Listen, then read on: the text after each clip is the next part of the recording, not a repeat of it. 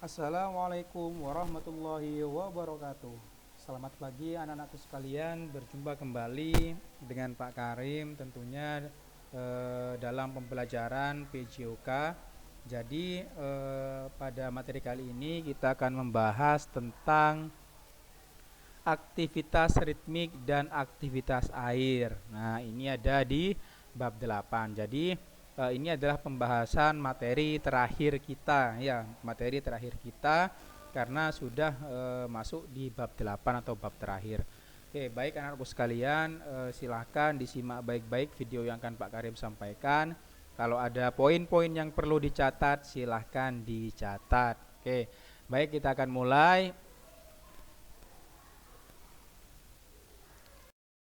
Oke, jadi di sini adalah yang pertama apa itu aktivitas ritmik? Karena tadi ada dua yaitu aktivitas ritmik dan aktivitas air. Jadi kita perlu ketahui apa itu aktivitas ritmik. Jadi aktivitas ritmik itu adalah senam yang dilakukan dengan iringan musik atau lagu. Senam irama atau ritmik merupakan perpaduan antara tari dan olahraga. Oke, jadi senam itu adalah perpaduan antara tari dan olahraga. Jadi gerakannya itu memang hampir sama dengan menari, tetapi tetap ada unsur-unsur olahraganya. Contohnya ada pemanasan, ada inti dan juga ada pendinginan. Terus irama yang harus digunakan ialah harus musik yang berirama riang dan gembira agar dapat memberi semangat yang lebih bagi pesenam. Jadi kalau senam itu memang harus diiringi oleh musik-musik yang riang dan gembira, dan tidak lupa yang paling utama adalah untuk senam sendiri gerakannya harus sesuai dengan lagunya ya. Gerakannya harus sesuai dengan lagunya. Oke, jadi kita hari ini akan belajar tentang dasar-dasarnya terlebih dahulu anak-anak. Baik, dalam aktivitas ritmik yang pertama ada mengayun tangan ke samping. Ini adalah gerakan dasarnya ya, mengayun tangan ke samping. Nah, contohnya seperti di gambar ini. Yang kedua ada mengayun tangan ke atas. Nah, contohnya seperti di gambar juga. Terus yang ketiga ada menekuk lutut. Nah, jadi semua gerakan ini mengayun dan menekuk merupakan gerakan dasar ya, gerakan dasar aktivitas ritmik, tidak menggunakan musik tentunya terlebih dahulu karena masih dasar. Jadi kita harus mengenali terlebih dahulu gerakannya itu apa, ada apa aja dalam aktivitas ritmik, ada mengayun, ada melangkah, ada juga menekuk. Nah, seperti itu. Baik, itu adalah tentang aktivitas ritmik. Kita lanjut di materi aktivitas permainan di air. Yang pertama ada melakukan gerakan pemanasan. Oke, terlebih dahulu tentunya anak-anakku sekalian, apa itu aktivitas permainan di air? Yaitu aktivitas yang dilakukan tentunya di dalam air. Jadi di kolam renang, lebih jelasnya di kolam renang. Jadi sebelum kita melakukan aktivitas di air itu, terlebih dahulu kita harus melakukan gerakan pemanasan. Ya, karena perlu diperhatikan anakku sekalian bahwasanya permainan di air itu dengan permainan di darat itu berbeda ya. Jadi harus lebih hati-hati ketika kita bermain di dalam air karena resikonya sangat fatal nanti ketika terjadi sesuatu. Jadi yang pertama adalah melakukan gerakan pemanasan. Yang kedua adalah berjalan di pinggir kolam. Nah, seperti ini. Jadi ini gambarnya adalah merupakan kolam yang dangkal. Kenapa kok Pak Karim ambil contoh kolam yang dangkal? Karena memang untuk anak-anakku sekalian, apalagi kalian masih kelas 1 SD juga, jadi memang harus bermain di kolam yang dangkal. Itu pun tetap harus dalam pengawasan orang tua ya. Pengawasan orang tua, tidak boleh bermain sendiri di dalam kolam karena sangat berbahaya sekali.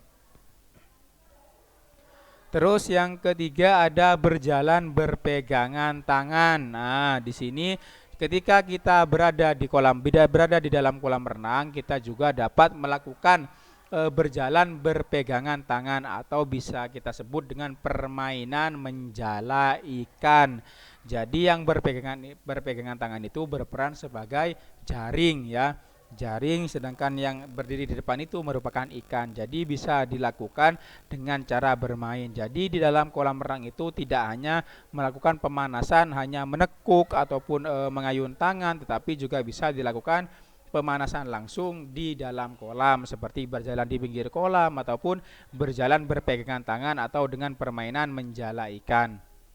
Terus selanjutnya yang keempat adalah membentuk lingkaran di dalam kolam.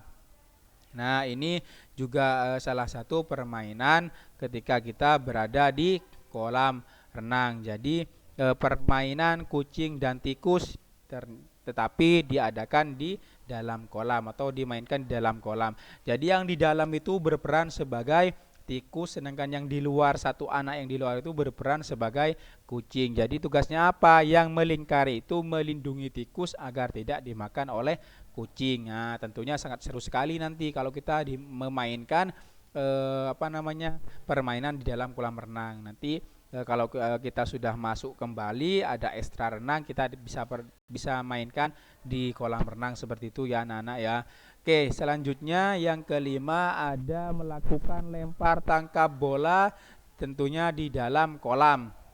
Nah, jadi kita bisa juga melakukan permainan lempar tangkap bola di dalam kolam. Terus yang keenam ada duduk di pinggir kolam sambil injak-injak air. Nah, ini juga merupakan aktivitas pemanasan otot kaki. Jadi kita duduk di pinggir kolam, setelah itu mengayunkan kaki ke atas dan ke bawah dengan lurus. Ya, dengan lurus. Jadi itu merupakan gerak pemanasan juga.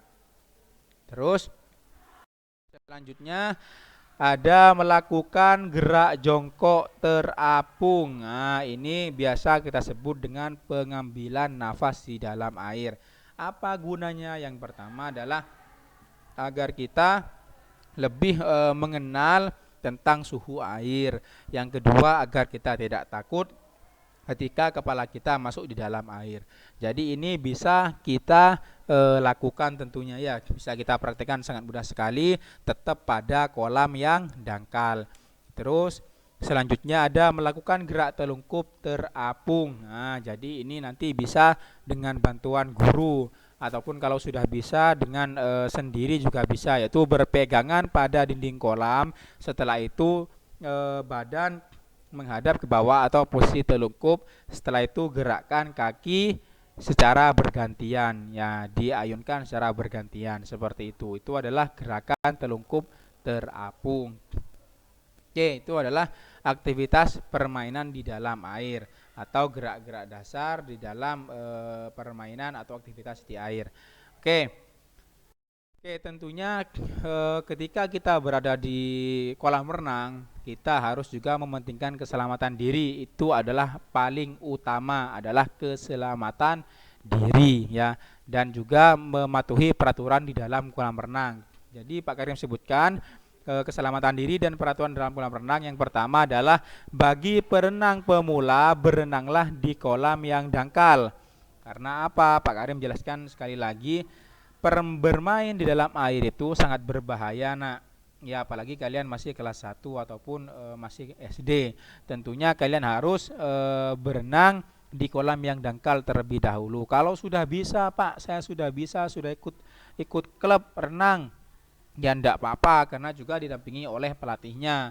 Kalau ketika di ekstrakurikuler dengan Pak Karim di kolam renang, anak kelas 1 memang tidak boleh bermain di kolam yang dalam, harus tetap berada di kolam yang dangkal karena demi keselamatan kalian. Oke, yang kedua adalah janganlah berenang sendirian. Nah, ini tadi yang Pak Karim sebutkan, harus ada pendampingan dari orang tua, guru ataupun pelatih. Terus yang ketiga, dilarang membuang sampah di kolam renang. Nah, ini juga masuk dalam peraturan dalam kolam renang, tidak boleh membuang sampah sembarangan di kolam renang karena dapat mengganggu perenang-perenang yang lain atau anak-anak yang lain. Terus peraturan selanjutnya, jangan berlari di tepi kolam karena licin. Ini biasanya dilakukan oleh anak-anak, berlari muter-muter kejar-kejaran di pinggir kolam, akhirnya terjatuh dan terbentur dasar kolam atau lantai kolam renang, akhirnya ya bisa cedera atau bisa bengkak atau yang lain. Jadi tidak boleh atau tidak diperkenankan berlari di tepi kolam karena licin. Terus yang kelima, jangan bermain dorong-dorongan di kolam renang. Nah, ini biasanya anak-anak kelas 1, anak-anak kelas 2 yang sering bermain dorong-dorongan dengan temannya itu tidak boleh, Nak. Karena apa? Takutnya temannya salah jatuh, akhirnya jatuhnya ke kolam yang dalam, akhirnya ya bisa tenggelam. Jadi tidak boleh bermain dorong-dorongan di kolam renang. Terus yang keenam, jangan melakukan salto di pinggir kolam. Dan yang ketujuh, jangan terlalu banyak makan ketika sedang berenang. Karena apa? Ketika kita banyak makan, otomatis berat badan kita akan bertambah ketika di kolam, atau juga bisa kram, otot perutnya juga bisa kram ya, dan itu memang tidak baik dan tidak dianjurkan ketika kita berenang. Memang ketika berenang itu terasa lapar, tetapi kita tidak boleh makan yang berlebihan ya, seperti itu. Terus itu adalah keselamatan diri dan peraturan dalam kolam renang. Setelah itu ada persiapan berenang. Yang pertama, ketika kalian melakukan aktivitas berenang, tentunya yang pertama harus menggunakan pakaian renang. Nah, pakaian renang itu kenapa kok harus menggunakan pakaian renang? Agar apa? Agar lebih mudah ketika kita berenang. Pakaian renang seperti apa, Pak? Nah, jadi pakaian renang itu memang khusus ya, memang khusus untuk para perenang. Jadi agar apa? Yang pertama, tidak menambah berat badan. Ya, tidak menambah berat badan karena ketika di kolam itu memang dianjurkan pakai pakaian renang. Terus pakaian apa aja yang tidak boleh, Pak? Seperti contohnya celana levis ya, atau kain levis, terus celana-celana panjang atau yang lain. Itu tidak boleh dilakukan, tidak boleh digunakan karena sangat berpengaruh ketika nanti kita berenang ya. Akhirnya ketika kita sudah tidak kuat berenang ya bisa tenggelam nantinya. Terus yang kedua adalah handuk. Nah, digunakan ketika kita sudah selesai berenang. Yang ketiga pelampung. Nah, pelampung ini ada berbagai macam pelampung. Jadi untuk anak-anakku sekalian memang dianjurkan untuk membawa pelampung, apalagi kalian masih pemula. Kecuali kalian kalau sudah bisa berenang, gak usah pakai pelampung. Terus yang keempat, kacamata renang agar memudahkan kalian ketika melihat pada dasar kolam. Jadi ketika berenang kalau tidak memakai kacamata, otomatis ngapa? Berenang terus. Terus tiba-tiba sudah nyampe temboknya, tidak tahu, tidak bisa lihat, akhirnya nubruk temboknya. Jadi atau nubruk di dindingnya. Jadi harus memang menggunakan kacamata renang agar lebih mudah dalam penglihatan di dalam air. Yang kelima adalah penutup kepala. Nah, ini penutup kepala juga sangat perlu dilakukan. Bukan helm loh ya, bukan helm. Jadi ada penutup kepala sendiri khusus untuk berenang. Terus pelaksanaannya tentunya wajib memakai baju renang. Terus yang kedua adalah titipkan barang di tempat penitipan.